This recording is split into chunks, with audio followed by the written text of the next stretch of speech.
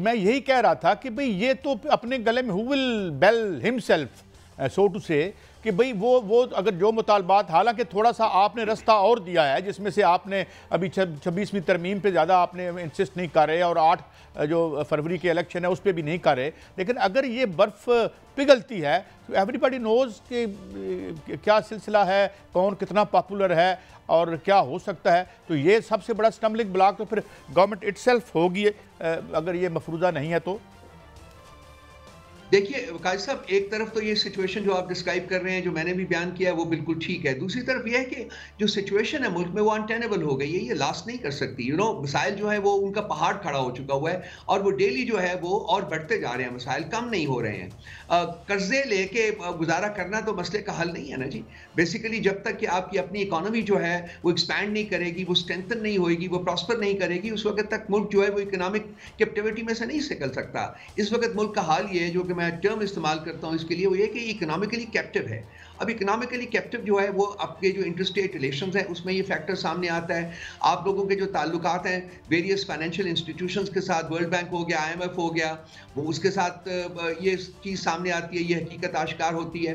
یا آپ کے جو بائیلیٹرل ریلیشنز ہیں بہت سے دوست برادرانہ ممالک کے ساتھ، اس کانٹیکس میں بھی یہ جو پاکستان کی اکنامک کیپٹیوٹی ہے وہ سامنے آ جاتی ہے۔ اور اب یہ تمام دوست برادر ملک جو ہیں وہ کمپیریٹیولی بہت انویلنگ ہے کہ وہ ہمیں اکنامکلی سپورٹ کرتے رہیں۔ تو اس کے علاوہ آپ دیکھیے پولیٹیکل انسٹیبلٹی، خبریں یہ بھی آ رہی ہیں کہ عمران خان رہا ہو رہے ہیں، اور جو PTI کے رہنما ہیں وہ ایگزیکٹو آرڈر کی بات بھی کرتے ہیں کہ ایگزیکٹو آرڈر کے تحت جو ہے عمران خان کو فوری رہا کیا جائے، اور یہ بھی بات ہو رہی ہے کہ ان کو بنی گالہ شفٹ کیا جائے۔ کیا واقعتاً عمران خان رہا ہو رہے ہیں؟ آپ کیا سمجھتے ہیں سر؟ دیکھیے کسی ایگزیکٹو آرڈر کی ہم نے نہ ڈیمانڈ کی ہے، نہ ہی خان صاحب کے ایگزیکٹو آرڈر کے تحت باہر نکلیں گے۔ اس وقت خان صاحب کے اوپر مقدمہ کون سا ہے؟ کوئی مقدمہ نہیں ہے۔ آپ دیکھیے آج اسلام آباد ہائی کورٹ میں جسٹس اورنگزیب صاحب کی ایک اور اسٹیٹمنٹ، اس میں انہوں نے ریشنل دیا ہے سارا کچھ کہ کس طریقے سے یہ فیک اور فریولسلی اور فراڈولنٹلی کیس جو ہے وہ کانسٹیٹیوٹ کیا گیا تھا۔ تو شخانہ 2 ان کے خلاف ڈیٹیل ججمنٹ آ جائیے 14 پیج کی، آپ پڑھیے اس کو۔ یہی حال جو باقی تمام کیسز کا ہے۔ اس وقت یہ جو ایک جو ججمنٹ نہیں دے رہے، جو آج آنی تھی اور نہیں آئی، اس کی بھی وجہ یہ ہے کہ یہ کسی بھی سپیریئر کورٹ میں ایک پیشی بھی نہیں بھگت سکتی ان کی ججمنٹس، جو لوور کورٹ سے انہوں نے انڈر پریشر، انڈر انٹیمیڈیشن لی ہوئی ہے۔ تو یہ ہے، اس لیے یہ نہیں شامل، آج یہ ججمنٹ نہیں دے رہے۔ تو خان صاحب کے اوپر مقدمہ ہے کون سا، رہتا کون ہے؟ 9 مئی کے ساتھ ریلیٹڈ کیسز ہیں، ان کے اوپر تو مطلب 1 منٹ میں 1 دن میں بیل ہو جائے گی۔ تو اگر یہ لوگ اگر وہ باہر آ سکتے ہیں، بالکل آ سکتے ہیں، لیکن کسی ڈیل کے تحت، کسی آفر کو ایکسیپٹ کر کے وہ باہر نہیں آئیں گے۔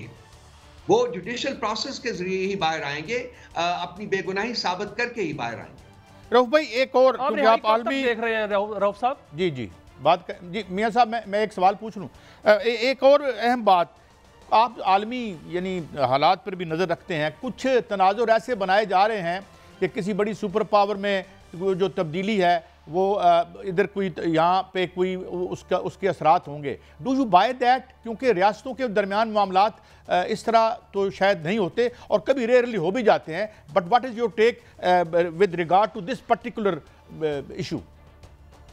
دیکھیے جو ٹرانزیشن ہے اس کے ساتھ بہت سے پراسپیکٹس جو ہیں وہ ایسوسیٹ کیے جا رہے ہیں۔ میں 2 باتیں کرنا چاہوں گا۔ ایک تو یہ کہ PTI بحیثیت ایک سیاسی جماعت کے ہم کسی دوسرے ملک کے، ہمارے اپنے ملک کے معاملات میں دخل اندازی کے خلاف ہیں۔ ہم نے نہ کسی کو اپروچ کیا ہے، نہ ہم چاہتے ہیں کہ کوئی اس ملک میں معاملات میں دخل دے۔ اسی لیے خان صاحب جو ہیں وہ اتنی دیر سے تقریباً 1.5 سال سے بھی زیادہ ہو رہا ہے کہ وہ جیل میں بیٹھے ہوئے ہیں، اور ابھی بھی وہ انسسٹ کرتے ہیں کہ میں اپنے جوڈیشل پروسیس کے ذریعے باہر آؤں گا۔ تو ایک تو ہم نے کسی کو نہیں کہا، لیکن جو ہمارا ڈائسپورا وہاں ہے وہ لازمی بات ہے کہ وہ پاکستان کے معاملات کے بارے میں بہت کنسرنڈ ہے، بہت ورڈ ہیں، اور چونکہ ان کو فریڈم حاصل ہے کہ وہ آئینی اور جمہوری طریقے سے جس ملک میں بھی وہ رہتے ہیں اپنی ایکٹیویٹیز جاری رکھ سکتے ہیں۔ سو امریکہ میں جو لوگ رہتے ہیں انہوں نے وہاں روابط استوار کیے ہیں ٹرمپ کی ٹیم کے ساتھ، اور ان کو کچھ انڈرسٹینڈنگ یا ایشورنسز دی گئی ہیں جس کی بیسس کے اوپر کچھ امید لگی ہوئی ہے۔ لیکن میں ریٹریٹ کرنا چاہوں گا کہ پارٹی کی حیثیت سے، ایک سیاسی جماعت کی حیثیت سے ہم نے نہ کسی قسم کی کوئی امید لگائی ہوئی ہے، نہ ہی ہم ان کی طرف دیکھ رہے ہیں۔ باقی یہ جو مسائل ہیں پاکستان کے ہیومن رائٹس وائلیشنز کے یا جو رؤف صاحب یہ تو بڑی خبر ہے کہ ٹرمپ کی ٹیم کے ساتھ جو پی ٹی آئی کے وہاں کے لوگ ہیں وہ رابطے میں ہیں، یہ ایک بڑی خبر ہے کیونکہ ٹرمپ جو ہے وہ حلف اٹھانے والے ہیں، امریکہ کے صدر بننے والے ہیں، اگر ان کے ساتھ رابطے میں ہیں